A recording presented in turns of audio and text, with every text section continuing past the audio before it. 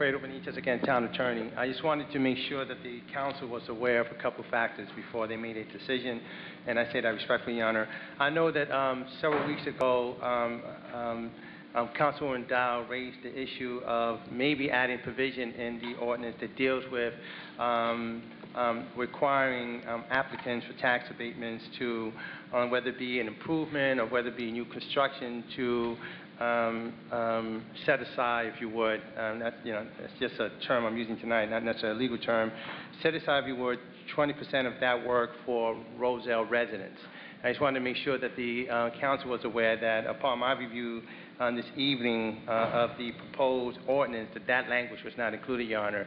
And I just wanted to make clear that to the extent that that was a consideration that this council wanted to take into account, then we need to consider the fact that should we want to consider that and include it as part of the ordinance, then it may require that we renotice the notice and give people ample time to read the revised language. And so I'm, again, just pointing that out to council. Thank you. Go ahead, I want to hear more about it. I'm going to table so you can make it. Oh, I need to ask questions. Okay. You said set aside 20% for residents? I'm going to try to make it, it's not a legal term, so let's not get, I just used the term set aside, but there's a, I know that Councilwoman Dow wanted to be sure that to the extent that major improvement being done or new construction, that we consider giving some of that work to residents of Roselle. Okay. So, okay, but in this 5-year, it can't, okay, in discussing, okay, I did research on this as well, it was, well as Ms. Dow, we didn't get to talk to it. The body can do, you know, this kind of resolution, okay, separate from the UEZ. What we can't do is incorporate it in an abatement for the UEZ, businesses and commercial properties.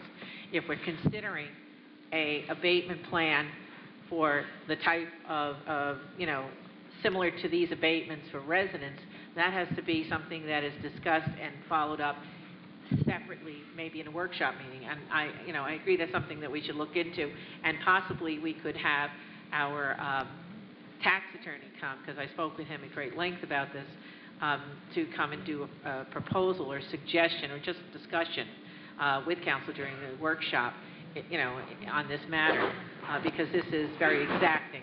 Duly noted, Your Honor. Yeah, but UEZ is a separate entity, and I'm sure Mr. Wyatt would be telling you that. But since we're on the topic of, you know, moving and motioning, one of the things, if you look at 106-4 of the code, improvements to commercial structures, I'm not sure whether this is necessary or even legally correct, okay? In that body there, I'm wondering, because it discusses and describes the 5 years for those improvements to commercial structures on properties that, you know, they can have the 5-year abatement based on the value of the property, almost like a freeze for 5 years. But that does not include, it actually becomes 106-7, which is the is a different type of abatement, which is the 20, 40%, 60%, 80%, 100%, if they have actually done more than 30% construction, 30% or more. So in that body there, I'm wondering if, and that's by state statute, you know, within those 5-year abatement considerations.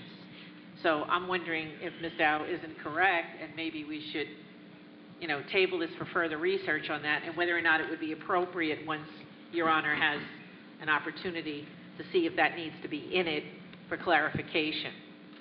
Duly noted, Your Honor. I don't know how the rest of the council feels. Take a motion. Are you two saying you want to table it? Yes. To make a motion? I move that we table this ordinance for further review. Second. Roll call.